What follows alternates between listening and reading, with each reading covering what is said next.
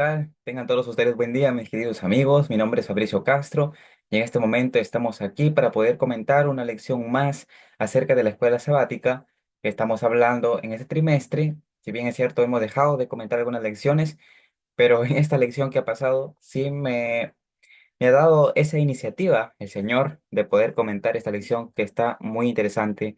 Es la lección que ha pasado, la lección número 9, donde habla acerca del gran conflicto, donde se mencionan puntos muy importantes acerca del gran conflicto y que es necesario que nosotros lo entendamos, porque si no lo entendemos, no solamente vamos a entender, no vamos a entender el carácter del conflicto, sino también es que nosotros nos vamos a encontrar en esa controversia sobre lo que está pasando. No vamos a entender muy bien cuál es la naturaleza del conflicto.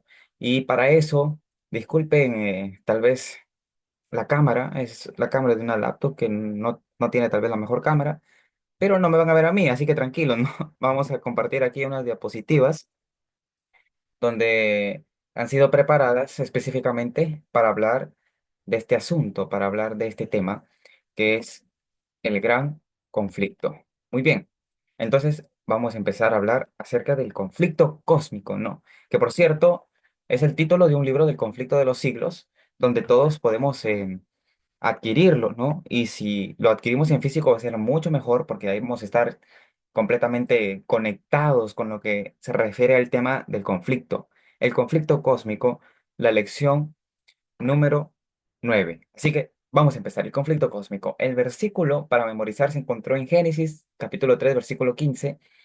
El autor de la lección usa la Reina Valera 1995. Bueno, la traducción de la lección usa esta versión, donde dice así: Pondré enemistad entre ti y la mujer, entre tu simiente y la simiente suya. Esta te herirá en la cabeza y tú le herirás en el talón. Esto es muy interesante para poder iniciar entendiendo el gran conflicto, porque aquí, desde esa palabrita enemistad, ya hay algo en nuestra mente sobre el conflicto que empieza aquí en la tierra, porque vamos a entender también que el conflicto inicia no aquí en la tierra, sino que de manera universal inicia en el cielo. Después de la caída, hay un conflicto aquí, una controversia que toma continuidad aquí, ¿no? Ahora nosotros vamos a pasar a analizar estos puntos. Aquí está la Reina Valera 95, el versículo que acabamos de leer, y ahora vamos aquí. Hay una versión de la Reina Valera que es la 2000 actualizada, donde para mí lo traduce de una mejor manera Génesis 3:15, porque en el idioma original da a notar que esa descendencia en realidad se refiere a descendiente, porque está hablando de uno en específico. Enemistad pondré entre ti y la mujer, y entre tu descendencia y el descendiente de ella. En la Biblia, en algunas versiones, cuando una palabra está con la letra inicial mayúscula, como por ejemplo descendiente, la de esta mayúscula, se está refiriendo a una divinidad, a un ser divino. En este caso, se está refiriendo a Dios. Tú le herirás el talón, pero él te aplastará la cabeza. ¿Quién él? Obviamente, el descendiente, el que iba a venir. Muy bien, seguimos. Gálatas 3:16 nos menciona, recordemos que Génesis 3:15 es una promesa de evangelio, ¿no? Que se le da a Adán y a Eva para donde se abre el tiempo de gracia, que iba a venir alguien para redimirlos de esa terrible situación del pecado. Esa promesa pasó de generación en generación, se la repite a Abraham con diferentes puntos de promesa adicionales y Gálatas 3:16 dice esto: las promesas, que es pacto, es lo mismo, fueron hechas a Abraham y a su descendiente. No dice a sus descendientes como si hablara de muchos, sino de uno solo, a tu descendiente, que es Cristo. Entonces, este descendiente que se le promete a Adán, que se le promete a Noé, a Abraham y a todos los descendientes de Adán, es Cristo. Todos esperaban al Cristo, al que debía venir y que nosotros lo conocemos como nuestro Señor Jesucristo. Aquí algunas comparaciones acerca de este tema, ¿no? Génesis 3:15, Reina Valera 95, dice así: esa enemistad se encuentra entre Satanás y Cristo, La palabra enemistad en el hebreo también puede significar odio, un odio entre Satanás y Cristo. Uno puede decir, pero hermano Fabricio, entendemos que Satanás puede odiar porque obviamente él es el diablo, el acusador, ¿no? Puede odiar, nos odia incluso a nosotros, pero Cristo puede odiar. Vamos a leer adelante en unas citas acerca del odio de Cristo, qué tipo de odio es y hacia quién es el odio. Entre estos dos bandos, entre estos dos poderes, entendemos que hay un gran conflicto, ¿no? Un gran conflicto entre esos dos poderes del universo que se ve en Apocalipsis, el capítulo 12, versículos 7 al 12, donde hay la batalla en el cielo entre el arcángel Miguel y el dragón, ¿no? Satanás, allí donde no hay lugar para ellos en el cielo y fueron arrojados a la tierra con la tercera parte de los ángeles. ¡Wow! Una rebelión muy increíble, muy increíble. Pero ese Satanás tenía su simiente y Cristo también tenía su simiente. Algunos creen que Satanás empezó a procrear aquí en la tierra, pero esta es una teoría conspirativa. Lo que se refiere este texto es en un sentido espiritual y simbólico.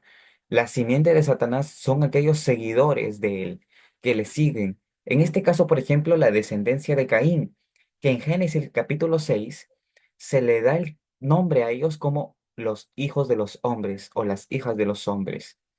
Y la simiente de Cristo eran los seguidores de Dios, son hasta ahora los seguidores de Dios, los que deciden por el Señor. Es la generación que empezó a buscar el Señor, que se le conocieron como los hijos de Dios. Encontramos ese contraste en Génesis capítulo 6, los hijos de los hombres y los hijos de Dios. Y en ese gran conflicto también está involucrada las simientes, los seguidores de ambos bandos, el hombre. El hombre está involucrado en ese conflicto porque el hombre cayó en pecado y toda la descendencia obviamente heredó las consecuencias del pecado, ¿no? Y por eso nos encontramos también en ese gran conflicto y también entra Cristo porque es el Dios que se hizo carne, según la promesa de Génesis 3:15. El Satanás herirá el talón de Cristo.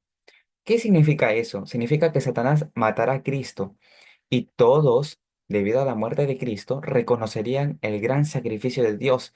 Y eso lo encontramos en Juan el capítulo 3 el versículo 16. De tal manera amó Dios al mundo que dio a su Hijo único para que todo aquel que en él cree no se pierda, sino tenga vida eterna. Cuando Cristo muere, todo el universo, así como también todos aquellos conocedores del Evangelio llegaron a comprender el carácter de Dios en su plenitud, porque Cristo vindicó el carácter de Dios. Lo llegaron a comprender ¿por qué? Porque comprendieron ahora que hay un Dios que es infinito en misericordia, que en vez de eliminarnos debido a nuestro pecado, decidió enviar a su Hijo para perdonarnos. Todo el universo conoció ese carácter. Pero la herida en la cabeza de Cristo a Satanás, es decir, que con la muerte de Cristo, Satanás fue derrotado porque su carácter se manifestó en su plenitud. Cuando Cristo muere, simplemente Satanás le hirió el talón, pero con la muerte y la resurrección de Cristo, Cristo le pisó la cabeza a Satanás, lo derrotó, porque ahora todo el universo fue testigo de los frutos de la rebelión de Satanás. Todo el universo ahora ya no tenía dudas de que Satanás realmente estaba equivocado y de que las acusaciones de él hacia Dios eran completamente falsas. Así que Cristo le hiere la cabeza a Satanás y lo derrota por completo. Ahora él ya está condenado. Lo que está haciendo ahora simplemente es porque él quiere llevarse a personas con él para que tengan la misma suerte que tuvo él, perderse eternamente. Pero aquí encontramos el detalle, porque esto se define en temas del gran conflicto como la prueba del carácter de Dios y de Satanás. El gran conflicto podemos encontrar estos tres puntos según este versículo, que hay dos poderes grandes del universo que están batallando el uno al otro, Cristo y Satanás. Entre esos dos poderes está el hombre decidiendo por qué poder asistir, por qué poder ir. ¿Y en qué se basa el conflicto? En la prueba del carácter de cada uno. Hermanos, el gran conflicto se basa en la prueba del carácter, en el carácter de cada uno. ¿Quién tiene el carácter adecuado para ganar el conflicto? Y por lo tanto, los que le siguen a cada bando tienen que reflejar el carácter de a quien siguen. Y aquí vamos a ir más adelante. Mensajes selectos, tomo uno, página 297. La enemistad puesta entre la simiente de la serpiente y la simiente de la mujer era sobrenatural. La enemistad era en un sentido natural en el caso de Cristo, en otro sentido era sobrenatural, puesto que estaban combinadas la humanidad y la divinidad. Y nunca esa enemistad llegó hasta un grado tan notable como cuando Cristo se convirtió en habitante de esta tierra. Nunca antes había habido un ser en la tierra que aborreciera el pecado con un odio tan perfecto como el de Cristo. Cristo lo que odia es el pecado. Aborreció el pecado Cristo completamente. Y Él odia de una manera perfecta el pecado, porque el odio de Cristo hacia el pecado es un odio santo. Su santidad no puede tolerar el pecado. Él había visto su poder engañador y que enfatúa orando en los santos ángeles y todas las facultades de Cristo se alistaron contra Él para derrotar el pecado. La pureza y santidad de Cristo, la inmaculada justicia de aquel que no pecó, era un reproche perpetuo para todo pecado en un mundo de sensualidad y de pecado. Brilló en su vida la luz de la verdad en medio de la oscuridad moral con la que Satanás había cubierto el mundo. Cristo puso de manifiesto las falsedades de Satanás y su carácter engañador. Cristo, cuando vino a la tierra, puso de manifiesto esas falsedades. Él, mediante su vida y todo lo que hizo aquí, pudo declarar que el carácter de Satanás era falso, era engañador y en muchos corazones destruyó su influencia corruptora. Eso lo vemos en los evangelios, cuando se acercó a las personas para librarlos de las cadenas con las cuales Satanás los había atado. Fue esto lo que irritó a Satanás con un odio tan intenso.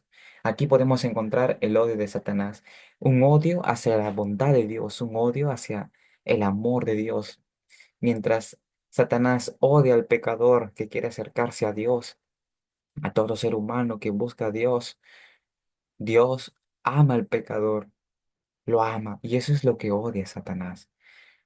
Pero por más de que Dios ame al pecador, Él no va a amar su pecado. Es por eso que Él viene a deshacer las obras de Satanás, viene a librarnos del pecado. Eso es lo que hace el Señor. Él nos ama, pero odia nuestras manchas, y es por eso que las borra. En cambio, Satanás nos mira y nos odia y nos quiere destruir con más manchas, pero Cristo viene y en su amor quita nuestras manchas para no ser eliminados, y eso es increíble.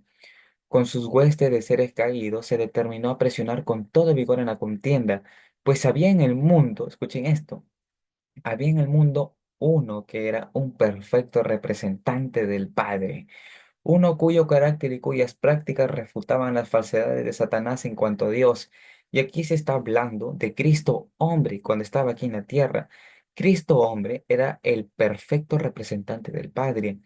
Las prácticas de Cristo como representante del bando del bien en el gran conflicto refutaban las falsedades de Satanás en cuanto a Dios. Hermanos, si nosotros decimos que estamos de parte de Dios en el gran conflicto, ¿acaso nuestras acciones, nuestras prácticas, nuestra vida, nuestra mente no deben refutar esas falsedades de Satanás en cuanto al carácter de Dios?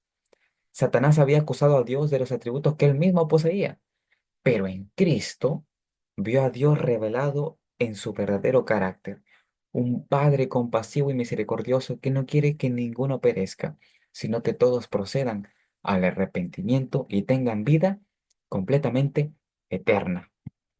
Muy bien, aquí dice el origen del gran conflicto. Vamos a hablar acerca de esto, ¿no? Unos puntos detallados de la lección. Inicia en el cielo. Conocemos el versículo famoso, Isaías 14, 12 al 15, donde se menciona que se enalteció a sí mismo a causa de su hermosura, quiso llegar al trono de Dios, poner su morada sobre Dios. Este Lucifer quiso ser Dios, pero hay que entender también que explicar esto es un misterio. No podemos explicar a la perfección este misterio de iniquidad, porque no entendemos cómo en perfección pudo haber algo de maldad. Y eso no significa que Dios haya creado el mal, sino que Él creó algo, perdón, creó al ángel, al ser celestial, con una facultad única de todo ser creado por Dios, que es el libre albedrío. Y creo que en las lecciones ya ahí en sus escuelas sabáticas se ha hablado de esto del libre albedrío, que espero haya sido bien comprendido. Pues este libre albedrío fue usado para mal por parte de Lucifer. La tercera parte del cielo decide unirse a él y el escenario cambia y se traslada aquí a la tierra mediante la caída de Adán. Adán, aún en su condición caída, no perdió el libre albedrío. Tenía aún la facultad de decidir si pecar o no, si acercarse al Señor o no. El pecado entra al mundo con todas sus consecuencias, maldiciones, naturaleza caída, etcétera, pero la controversia sigue siendo la misma. En el cielo, la controversia fue acerca del carácter de Dios. Y aquí en la tierra, fue la misma, el carácter de Dios. Tal así como lo fue en el universo, el carácter. Esa es, esa es la controversia. ¿Qué es el carácter de Dios? Dios es verdadero lo que dice, es justo, en verdad es amoroso, es perfecto, es sabio. El carácter de Dios. Porque los ángeles empezaron a dudar. Hubo un juicio en el cielo. Hay que leer la historia de la redención.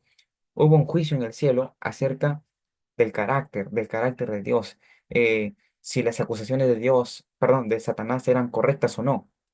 Así que bueno, aquí estamos un poquito con el libro de Historia de la Redención. Lucifer estaba envidioso y tenía celos de Jesucristo. No obstante, cuando todos los ángeles se inclinaron ante él para reconocer su supremacía, gran autoridad y derecho de gobernar, se inclinó con ellos. Imagínense, Satanás se inclinó con ellos a pesar de que su corazón estaba lleno de odio y de envidia, de orgullo. Cristo formaba parte del consejo especial de Dios para considerar sus planes, mientras Lucifer los desconocía. Él quería entrar en los consejos de la deidad. Por eso, como no se le permitió, como él no tenía ese derecho, él se puso aún más celoso de Jesucristo, porque Jesucristo, como Dios Hijo, como divino, podía entrar allí, pero él tuvo envidia de eso y se dispuso aún con mucho más fervor a armar su rebelión. Se glorificaba él en su propia exaltación. Los ángeles lo honraban, ¿no? Lo respetaban en el cielo porque era el más hermoso, era el líder de los ángeles. Y él se preguntaba estas dos cosas, ¿no eran sus vestiduras brillantes y hermosas? ¿Por qué había que honrar a Cristo más que a él? Quiso usurpar ese trono, ¿no? Los seguidores de Satanás salieron a su encuentro y él se levantó. Esto es cuando ya el hombre cayó en el pecado, porque a él, a Satanás, se le dio un tiempo de gracia para que él pueda arrepentirse. Y él, como Dios ya conocía su corazón, él no aceptó ese tiempo. Él quería solamente volver al cielo para recuperar los atributos que tenía, la posición que tenía. Y él, al momento de ver a Adán y Eva, se alistó con los ángeles, les comentó a ellos para que pueda tentar al hombre, hacerlo caer, porque de esa manera Dios haría algo para perdonarlos.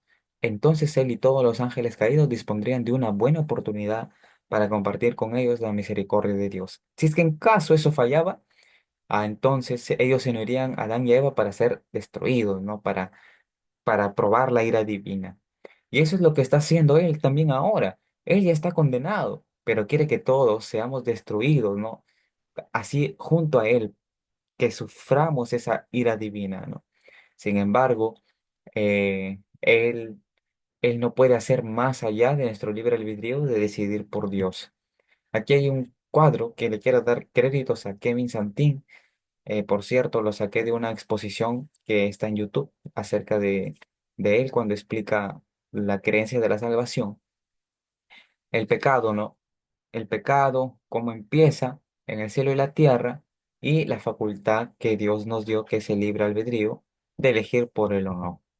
Naturaleza del conflicto. Esto lo menciona la lección número 9, que dice así: las escrituras revelan que el conflicto es una disputa en torno al carácter de Dios. Imagínense lo que dice la lección. Las escrituras revelan que el conflicto es una disputa en torno al carácter de Dios. En eso se basa el conflicto.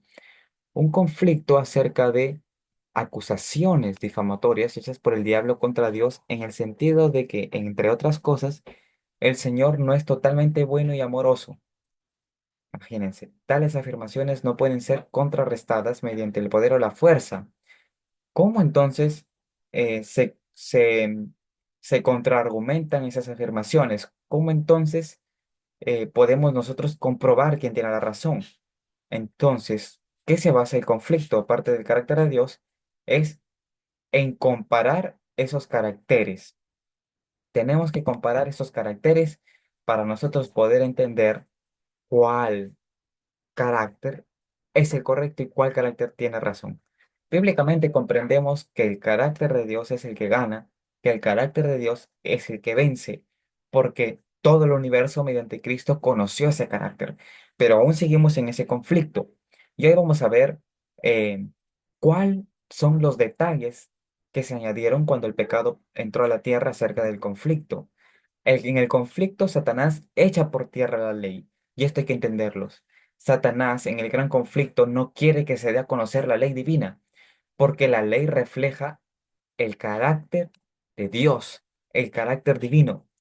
La ley en el cielo, miren, la ley en el cielo era cuestionada por Satanás como injusta. Satanás se envalentonó en su rebelión y expresó su desprecio por la ley del Creador. No la podía soportar. Afirmó que los ángeles no necesitaban ley y que debían ser libres para seguir su propia voluntad. Ese pensamiento está también ahora, que la ley restringe nuestra libertad y que abolirla, en el caso de Satanás, era uno de los grandes objetivos de su subversión. Entonces Satanás en el cielo decía, la ley es injusta, ¿saben qué? Nosotros somos libres, ahorita somos libres, no tenemos que tener ley de Dios. Dios puso la ley de una manera injusta, es una carga, no sirve la ley. Ese pensamiento también está ahora, de que somos seres libres, de que no hay que tener ley, de que ir a la iglesia son órdenes y somos libres para vivir de eso. Eso es increíble. Pero esa era la cuestión en el cielo. En la tierra también la ley fue cuestionada por Satanás. La ley y sus puntos de obediencia en la tierra son cuestionadas por Satanás como no observables, no se pueden guardar, son imposibles de observar. Mensajes Selectos tomo 3 dice, Satanás, el ángel caído, había declarado que ningún hombre podía guardar la ley de Dios después de la desobediencia de Adán. Y él afirmaba que toda la raza humana estaba bajo su dominio. ¿Por qué estaba bajo su dominio? Porque ningún hombre podía guardar la ley de Dios. Wow. En el cielo declaraba que la ley era injusta y aquí en la tierra declara que la ley es imposible de guardar. Entonces, entendemos estos dos puntos acerca de la rebelión de Satanás. En cualquiera de los dos lugares, cielo o tierra, el propósito es echar por tierra la ley. Si nosotros estudiamos la profecía de Daniel, echa por tierra el santuario, quebranta la ley, pisotea los mandamientos y los cambia. Y ese es el propósito de Satanás también ahora. Pero si alguien se atreve a comprender esta verdad, lo que hace Satanás es, tú no puedes guardar la ley. Es imposible para ti guardar la ley. No hay opción para ti. Te vas a perder porque no puedes guardar la ley. Hay que entender esto, porque nos pueden decir, entonces es por gracia. La ley no se cumple. Hermano, la ley es eterna, la ley se cumple. Nosotros lo entendemos bien eso. Pero aún así, hay que comprender de que Satanás quiere que en nuestra mente no esté la ley de Dios, los 10 mandamientos. Entonces, si por ahí en tu iglesia se habla de que los mandamientos son imposibles de observarse, de que los mandamientos ya no sirven ahora, de que son abolidos, entramos en el pensamiento de Satanás, porque él se encarga de destruir la ley divina. El Redentor del mundo pasó por el mismo terreno donde Adán cayó por haber desobedecido la ley expresa de Jehová. Y el unigénito Hijo de Dios vino a nuestro mundo como un hombre para revelar al mundo que los seres humanos podían guardar la ley de Dios. Hermano, mientras Satanás dice, es imposible guardar la ley de Dios, Cristo, al hacerse hombre, vino para enseñarle a todo el mundo, a todo el universo, incluso al mismo Satanás, que un ser humano que tiene el poder y la gracia de Dios porque se consagra, puede guardar la ley de Dios en consecuencia de su consagración. Y eso, miren, en el cielo, mediante la cruz, refutó el Señor Dios Padre, refutó el argumento de Satanás de que Dios era injusto. Y ahora, aquí, en este presente momento, mediante la vida de Cristo y de su muerte en la cruz también, refutó. ¿Qué cosa refutó? De que el ser humano, mediante la paga del pecado que lo lleva Cristo y el tiempo de gracia que se nos da a nosotros y nuestra vida de consagración y de santidad, se puede guardar la ley de Dios. Esto no es legalismo, esta es gracia de Dios. Porque si fuera legalismo, estuviéramos quemando nuestras vestiduras, porque nadie puede guardar la ley de Dios. ¿Qué hace que nosotros guardemos la ley de Dios? Pues su divina gracia. El Hijo de Dios se colocó en lugar del pecador y caminó por el mismo terreno en donde Adán pecó y soportó la tentación en el desierto que era 100 veces más fuerte de lo que alguna vez tendría que soportar la raza humana. Jesús resistió las tentaciones de Satanás de la misma manera en que cualquier alma tentada puede resistir, remitiéndolo al registro inspirado y diciendo, escrito está. Entonces, hermanos, naturaleza del conflicto, el carácter. Nosotros estamos allí en ese conflicto. ¿El carácter de quién manifestaremos? Esa es la pregunta. ¿El carácter de quién manifestaremos en este momento? Tenemos que manifestar el carácter de quien decidimos estar. Es imposible manifestar el carácter de alguien cuando cuyas prácticas de nosotros son contrarias a esa persona. Si decimos que somos de Dios, pero hacemos la obra del diablo, hermanos, ¿qué razón tiene nuestro cristianismo? Por favor, yo invito a todos a realmente que busquemos la santidad, a que cortemos desde raíz todo aquello que nos lleva al pecado. Sácalo todo, quítalo todo, hermano. Es tiempo de ponernos la camiseta de cristianos, la capa de Cristo y su justicia y empezar a vivir una vida en santidad porque estamos en este gran conflicto, en esta gran controversia, en este conflicto cósmico, donde se está comprobando el carácter de Dios. Si bien es cierto, el carácter de Dios ya fue vindicado en la cruz del Calvario, perdón, mediante Cristo fue vindicado, pero el Señor está esperando en este momento a un pueblo que tome la decisión de clamar por la liberación, así como Israel clamó en Egipto, para que el Señor muestre su poder con su iglesia y podamos ser libres del pecado y reflejar el carácter del Padre. ¿Quién hizo posible esto? Aquí está nuestro Señor Jesucristo. Primera de Juan, el que practica el pecado es del diablo, porque el diablo peca desde el principio. Pero para esto apareció el Hijo de Dios, para quitar esas obras del diablo. Hermanos, si nuestra vida ha sido muy pecaminosa, muy pecadora, para esto está el Señor, para quitar todo eso, porque Él vino como hombre y nos entiende y va a vencer esas cosas en nosotros. Hebreos 2:14. Así que por cuanto los hijos participaron de carne y sangre, Él también participó de lo mismo, para destruir por medio de la muerte al que tenía el imperio de la muerte, esto es, al diablo. Cristo vence a Satanás con su muerte y su resurrección. Pero también, hermano, esto nos enseña que todos nosotros podemos vencer por la gracia del Cordero, por la gracia del Cordero que quita el pecado del mundo. Hermanos, estos son buenas noticias. Tenemos un Salvador en este momento que está en el lugar santísimo intercediendo por todos nosotros para quitarnos las obras del diablo, para deshacer lo que ha hecho en nuestra vida y restaurarnos en Cristo Jesús, Señor nuestro. Amén. Entonces, la naturaleza del conflicto, el carácter, el universo quiere comprobar el carácter de Dios. Ya fue comprobado en la cruz del Calvario, pero sigue siendo. Satanás sigue ahorita en este momento dando acusaciones y lo hace mediante aquellos pensamientos que se vienen por ahí, aquellas ideas teológicas que no se puede vencer el pecado, que es imposible obedecer la ley de Dios. Hay acusaciones, hay difamaciones de Satanás. ¿Qué tenemos que hacer nosotros? Demostrar todo lo contrario, así como lo demostró Cristo. No pensemos que esto es obra de nosotros. Entonces, ¿qué hay que hacer nosotros? Decidir y creer que el Señor lo puede hacer. Hermanito, entonces, hermanos, tomemos decisión en este gran conflicto y decidamos por el Señor, que es el camino correcto que nos lleva a la vida eterna. Así como también hemos explicado en este momento un breve comentario acerca de esta lección muy bonita que fue el conflicto cósmico, la lección número 9, pues me gustaría leerte mediante los comentarios para que yo pueda entender tu opinión y tal vez quisieras tú agregar algo que no se ha dicho aquí y poder juntos todos analizar los unos a los otros acerca de la verdad del Evangelio eterno y del mensaje del tercer ángel. Así que me gustaría saber tu opinión y yo te invito a que puedas compartir este video, puedas suscribirte también, puedas comentar, porque este es un canal nuevo que está creciendo poco a poco por la gracia de Dios y nosotros nos vamos a encargar de compartir el mensaje puro y fiel como un cristiano debería darlo.